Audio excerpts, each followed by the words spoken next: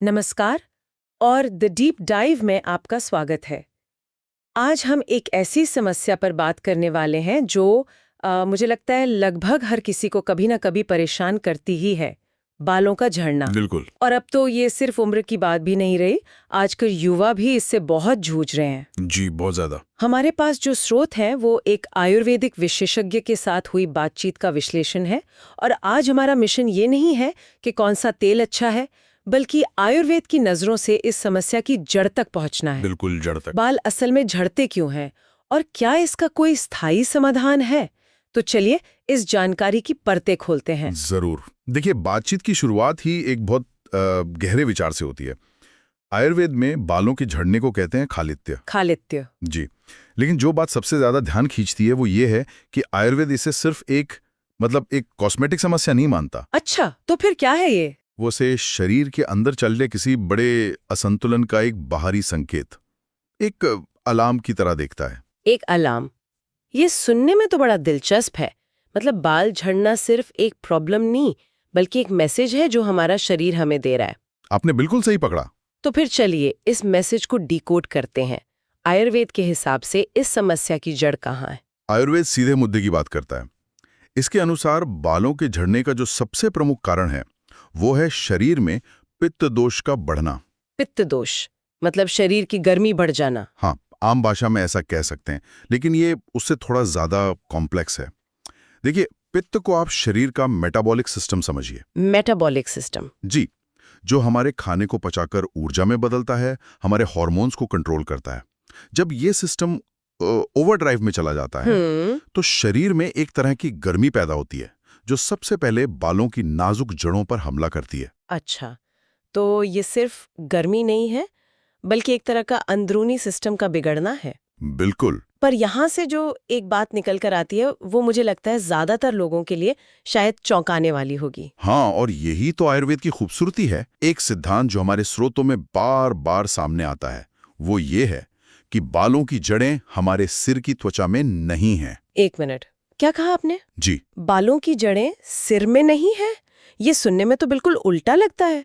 इसका क्या मतलब हुआ? इसको ऐसे समझिए, हमारे शरीर में एक तरह की प्रोडक्शन लाइन है। ठीक है। हम जो खाना खाते हैं, हमारी अग्नि यानी पाचन शक्ति उसे पचाकर एक पोषक रस बनाती है। फिर उसी रस से खून बनता है, खून से मांस। अच्छा, ये प्रक्रिया आगे चलती रहती है। जी।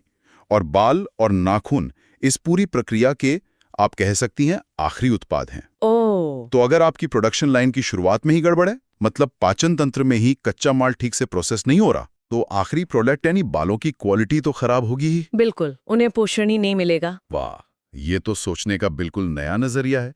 मतलब हम जो इतने महंगे शैम्पू और कंडीशनर लगा रहे हैं वो तो सिर्फ आखिरी सिरे पर काम कर रहे हैं। जी। जबकि असली फैक्ट्री तो पेट के अंदर है। बिल्कुल सही। और मजे की बात यह है कि अब तो मॉडर्न साइंस भी गट हेल्थ, मतलब आंतों के स्वास्थ्य को बालों के झड़ने से जोड़कर देख रही है। जी हाँ, तनाव और हार्मोनल असंतुलन को भी। तो कहीं ना कहीं हजारों साल बाद हम उसी नतीजे पर पहुंच रहे हैं। बिल्कुल। दोनों ही सिस्टम ये मान रहे हैं कि समस्या गहरी है, सिर्फ बाहरी नहीं। तो अगर समस्या अंदर से शुरू होती है तो जाहिर है कि समाधान भी अंदर से ही शुरू होना चाहिए। एकदम। हमारे स्रोतों में कुछ बहुत शक्तिशाली आयुर्वेदिक जड़ी बूटियों का जिक्र है, उनके बारे में थोड़ा बताइए। हाँ, लेकिन एक जरूरी बात पहले समझनी होगी। Ayurveda one size fits all में यकीन नहीं रखता। अच्छा। दवा हमेशा व्यक्ति की प्रकृति, उसके दोष को देखकर तय होती है। ठीक है। फिर भी कुछ जड़ी बूटियां हैं जिन्हें इस क्षेत्र का चैंपियन माना जाता है। सबसे पहला नाम है भृंगराज। भृंगराज? हाँ, ये तो सुना है। इसका तो नाम ही केशराज है, मतलब बालों का राजा। ये सीधे बालों की जड़ों को पोषण देता है। और तनाव भी तो एक बड़ा कारण है जैसा आपने कहा, क्या उसके लिए भी कुछ है? उसके लिए है ब्राह्मी। जैसा हमने बात की, तनाव शरीर में कॉर्टिसोल हार्मोन बढ़ाता है जो बालों का दुश्मन है। ब्राह्मी सीधे हमारे नर्वस सिस्टम पर काम करके उसे शांत करती है। अच्छा। और फिर है सबका पसंदीदा आंवला, विटामिन सी और एंटीऑक्सीडेंट्स का खजाना। ठीक है, ये तो बालों को झड़ने से रोकने की बात हुई, लेकिन उन लोगों का क्या जिनके बाल बहुत ज्यादा झड़ चुके हैं? क्या आयुर्वेद में रीग्रोथ की भी कोई उम्मीद है? हाँ, स्रोतों में इसके लिए भी विशेष औषधियों का जिक्र है, जैसे धात्री रसायन या नारसिंग चूर्ण। ये क्या करती हैं? ये बालों के पुनर्विकास में, मतलब रीग्रोथ में मदद करती हैं। और एक बहुत आम वजह है खून की कमी, यानी एनीमिया। हाँ, आयरन की कमी। जी, अगर उससे बाल झड़ रहे हैं तो सप्तमृत लोह जैसी औषधि बहुत कारगर होती है। ये जानकारी तो बहुत काम की है, लेकिन यहाँ एक एक चेतावनी भी है जिसे नजरअंदाज नहीं करना चाहिए। बिल्कुल, और ये सबसे जरूरी चेतावनी है। ये जड़ी बूटियां शक्तिशाली हैं, पर बिना किसी योग्य आयुर्वेदिक डॉक्टर की सलाह के इन्हें लेना खतरनाक हो सकता है। मतलब गूगल पर पढ़कर या किसी दोस्त से सुनकर इलाज शुरू नहीं करना चाहिए। बिल्कुल नहीं, फायदे की जगह बड़ा नुकसान हो सकता है। सही बात है। तो हम अंदर की आग को इन जड़ी बूटियों से शांत कर रहे हैं, लेकिन क्या इस प्रक्रिया को बाहर से भी कोई सपोर्ट दिया जा सकता है? बिल्कुल, और बाहरी उपचार को बहुत महत्वपूर्ण माना गया है। इसमें सबसे प्रमुख है शिरो अभ्यंग। शिरो अभ्यंग मतलब सिर की मालिश? हाँ, पर यह सिर्फ चंपी नहीं है। इसमें भृंगराज या नीली भृंगादि जैसे औषधीय तेलों को हल्का गुनगुना करके बहुत धीरे धीरे जड़ों में लगाया जाता है। अच्छा। मकसद रगड़ना नहीं, बल्कि तेल को त्वचा में सूखने देना है। और एक और प्रक्रिया है जो मुझे काफी अनोखी लगी, नस्य क्रिया। ये क्या है? ये आयुर्वेद की एक बहुत ही वैज्ञानिक और असरदार तकनीक है। इसमें नाक के दोनों छेदों में अणु तेल या शुद्ध गाय के घी की 2-2 बूंदें डाली जाती हैं। नाक में? पर नाक का बालों से क्या लेना देना? यही तो बात है। आयुर्वेद का एक सिद्धांत है, नासा हा शिरसो द्वारम। इसका क्या मतलब हुआ? इसका अर्थ है नाक ही सिर का प्रवेश द्वार है। ओहो! नाक के जरिए डाली गई औषधि बहुत तेजी से और सीधे सिर की सूक्ष्म नाड़ियों तक पहुंचकर पोषण पहुंचाती है। अच्छा, तो ये एक तरह का एक्सप्रेसवे है बालों की जड़ों तक पहुंचने का। बिल्कुल, आपने बिल्कुल सही समझा। ये सीधे सोर्स पर काम करने जैसा है। ठीक है, यहाँ तक की तस्वीर बिल्कुल साफ है।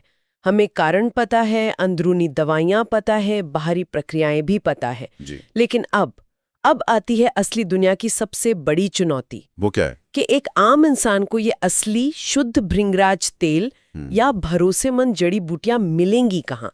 बाजार तो नकली चीजों से भरा पड़ा है। और ये आज के दौर का सबसे बड़ा और जरूरी सवाल है। क्योंकि अगर आपका उत्पाद ही मिलावटी है या कम असरदार है, तो चाहे आप कितनी भी मेहनत कर लें, पूरा फायदा कभी नहीं मिलेगा। बिल्कुल। सही चीज खोजना ही आधी लड़ाई है। जी। इसी समस्या पर हमारे स्रोतों में भी बात की गई है। वहां इस बात पर जोर दिया गया है कि इलाज का मतलब सिर्फ एक गोली खा लेना नहीं है। नहीं, बिल्कुल नहीं। सही तेल, सही शैम्पू और सही डाइट सप्लीमेंट, जी। ये सब मिलकर एक पूरा इकोसिस्टम बनाते हैं। बिल्कुल। और इसी मुश्किल को हल करने के लिए स्रोत में एक उदाहरण दिया गया है पप्पू मेडिकल जैसी जगहों का। पप्पू मेडिकल, जी। वहाँ ये बताया गया है कि ऐसी जगहों का फायदा ये है कि मरीज को इलाज के लिए जरूरी सारी चीजें एक ही छत के नीचे मिल जाती हैं। जैसे कि चाहे वो भरोसेमंद कंपनियों के आयुर्वेदिक तेल हों, शैम्पू हों या डाइट से जुड़े उत्पाद। सब कुछ सही मार्गदर्शन के साथ। अच्छा, तो इससे लोगों को असली चीज के लिए 10 जगह भटकना नहीं पड़ता। जी, और इलाज को सही तरीके से फॉलो करना आसान हो जाता है। मतलब मुद्दा किसी एक दुकान का नहीं, बल्कि उस कॉन्सेप्ट का है जहां क्वालिटी और भरोसा एक ही जगह मिल जाए, बिल्कुल, ताकि इलाज का सफर आसान हो सके। चलिए अब इलाज के उस हिस्से पर आते हैं जिसे हम अक्सर सबसे ज्यादा नजरअंदाज करते हैं, हमारा खान-पान और रोज की आदतें। और सच तो ये है कि यही इलाज की नींव है।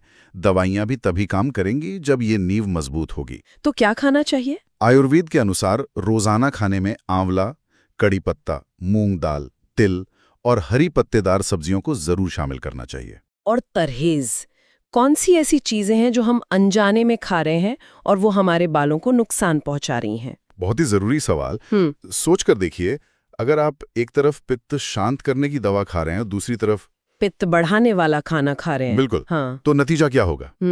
इसलिए बहुत ज्यादा तीखा, खट्टा और नमकीन खाने से बचना चाहिए। और जंक फूड का क्या? जंक फूड, पैकेट वाले स्नैक्स और कोल्ड ड्रिंक्स, ये तो सीधे सीधे बालों के दुश्मन है। ओह, मतलब मेरा मसालेदार खाने और अचार का शौक मेरे बालों पर भारी पड़ रहा है। पड़ सकता है। मानना थोड़ा मुश्किल है, पर बात तो तर्कपूर्ण लगती है। और जीवन शैली के बारे में क्या? जीवन शैली में सबसे बड़ा विलन है तनाव, स्ट्रेस। जी।